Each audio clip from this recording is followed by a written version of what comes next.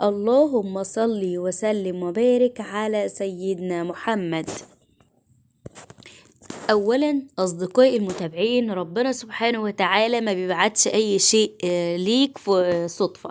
ربنا سبحانه وتعالى عنده كل شيء بقدر، فقد يكون هذا قدرك وصدفتك علشان ربنا سبحانه وتعالى يغير حالك ويغير مستقبلك ويعطيك الرزق الكثير ويمنع عنك الفقر. فدي فرصة ربنا ليك، وده كلام الله سبحانه وتعالى ليك، وده مستقبلك في المقطع ده.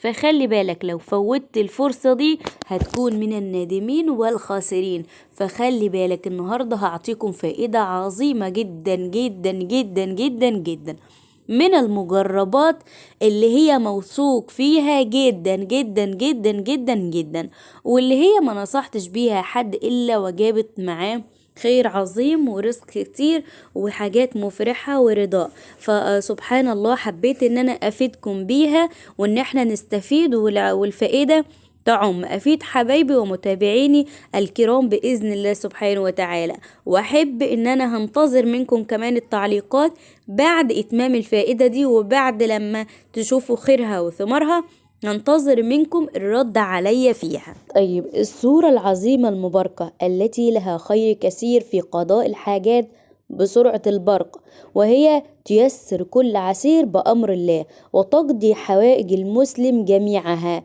بإذن الله، زي الزواج والرزق والعمل وغيرها من الأمور. ولها خير كثير في قضاء الحوائج والديون وتيسير أمورك بفضل الله سبحانه وتعالى، وبفضل رب العالمين، ثم ببركات هذه السورة العظيمة المباركة، وطبعا لأن هي كلام الله سبحانه وتعالى.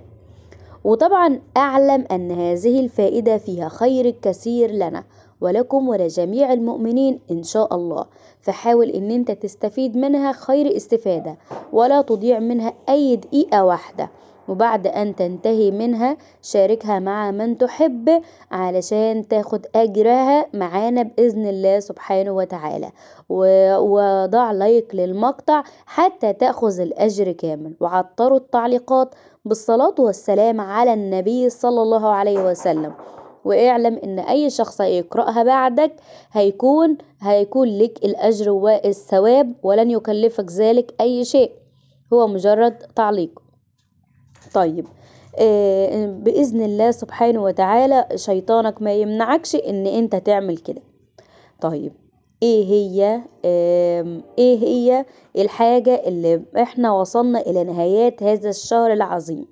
فسارع قبل توديع شهر رجب وطبق هذه الفائدة المباركة، وسترى بها كل الخير بإذن رب العالمين. وعلينا إخواتي الكرام، وبعد ما وصلنا لهذه الأيام، أن نستغل فيها ما يمكن استغلاله لنعوض ما فات منا وما كنا فيه مقصرين من بداية هذا الشهر العظيم، فنستر في الأيام الآخرة منه، والذي فيه ليلة مباركة ألا وهي ليلة الإسراء والمعراج. فداوم على هذه الفائدة حتى الوصول إلى نهايات هذا الشهر الكريم. إخواتي الكرام، في البداية نتحدث مع حضراتكم عن ثمرات هذه الفائدة العظيمة المباركة، ثم نتبعها بطريقة تطبيقها بإذن الله. اعلموا إخواتي الكرام أن من ثمرات هذه السورة العظيمة أن لها فضل في سعة الرزق، وأن من داوم على قراءتها يوميا قبل النوم لم يصبه فقر أبدا.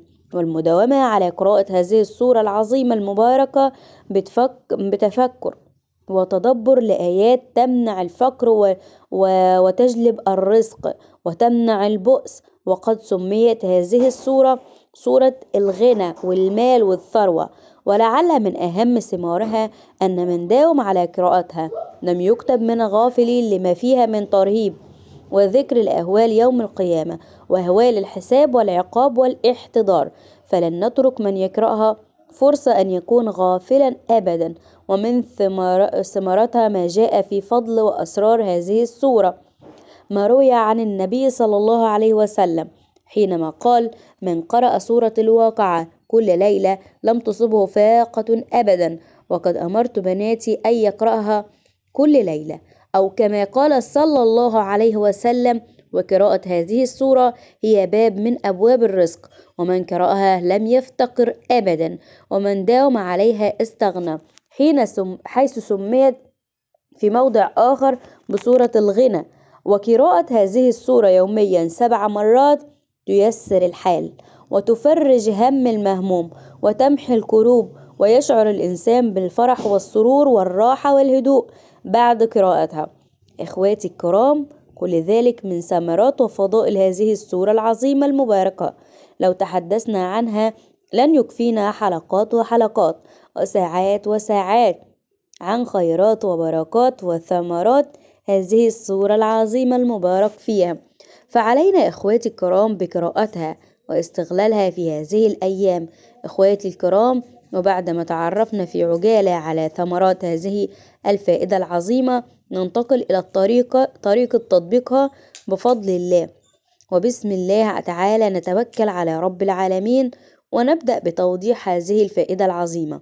إخواتي الكرام، لتطبيق هذه الفائدة العظيمة المباركة أن تكون طاهر الثياب والبدن، وأن تتوضأ وتحسن الوضوء، ثم تصلي ركعتين وتضع في نيتك ما تريد من رب العالمين حتى يحققه لك إن شاء الله.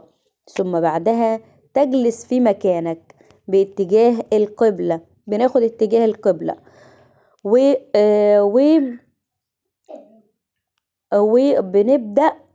وبنبدأ بالصلاة والسلام على النبي المصطفى عليه أفضل الصلاة والسلام بعدد 100 مرة، بأي صيغة شئت، سواء كانت بالصيغة الإبراهيمية وهي أفضل، أو بأي صيغة تيسرت لديك بفضل الله سبحانه وتعالى.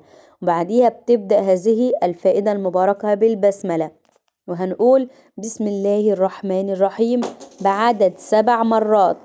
ثم بعدها بفضل الله سبحانه وتعالى تقرأ هذه السورة العظيمة وهي سورة الواقعة بعدد 7 مرات بفضل الله سبحانه وتعالى. تذكر ثم بعدها تذكر اسم الله تعالى الرزاق، وتقول يا رزاق يا رزاق بعدد 7 مرات. ثم بعدها بفضل الله سبحانه وتعالى ارفع ايدك للسماء وردد هذه الأدعية الطيبة المباركة التي اخترناها لكم في هذا الشهر المبارك، لعلها تكون ساعة استجابة إن شاء الله، ولعل الله تعالى يتقبل منا ومنكم، فإني داع فأمنوا. اللهم بارك لنا في رجب وشعبان وبلغنا شهر رمضان لا فاقدين ولا مفقودين يا أرحم الراحمين. اللهم اكفنا بحلالك عن حرامك واغننا بفضلك عمن سواك، يا من نرجوه لكل خير ونام سخط عند كل شر. اعطنا من فضلك يا أرحم الراحمين واصرف عنا كل سوء يا رب العالمين. اللهم إنا نعوذ بك من الهم والحزن، ونعوذ بك من العجز والكسل، ونعوذ بك من الجبن والبخل، ونعوذ بك من غلبة الدين وقهر الرجال. اللهم ارزقنا علما نافعا ورزقا واسعا وشفاء من كل داء وسقم، يا من ترزق من تشاء بغير حساب، يا رحمن الدنيا ورحيم الآخرة، ارحمنا برحمتك يا الله يا أرحم الراحمين. اللهم ارحمنا رحمة تغنينا بها عمن سواك. اللهم إنا ندعوك دعاء من اشتدت به فاقته وضعفت قوته وقلت حيلته، دعاء الغريق المضطر البائس الفقير الذي لا يجد لكشف ما هو فيه من الذنوب إلا أنت يا أرحم الراحمين، يا مقيل العثرات، يا قاضي الحاجات. اقضي حاجتنا وفرج همومنا وهروبنا وارزقنا من حيث لا نحتسب يا أرحم الراحمين. اللهم ارزقنا رزقا واسعا حلالا طيبا من غير كد، واستجب دعاؤنا من غير رد، ونعوذ بك من الفقر والدين. اللهم يا رزاق السائلين يا أرحم الراحمين ويا راحم المساكين ويا ذا القوة المتين ويا خير الناصرين، يا ولي المؤمنين، يا غياث المستغيثين، إياك نعبد وإياك نستعين. وفي الختام إخواتي الكرام، أسأل الله العظيم رب العرش العظيم أن يجعلنا وإياكم من الذين يستمعون القول فيتبعون أحسنه. وصلوا الله وسلموا على النبي المصطفى الكريم. اللهم صل وسلم وبارك على سيدنا محمد.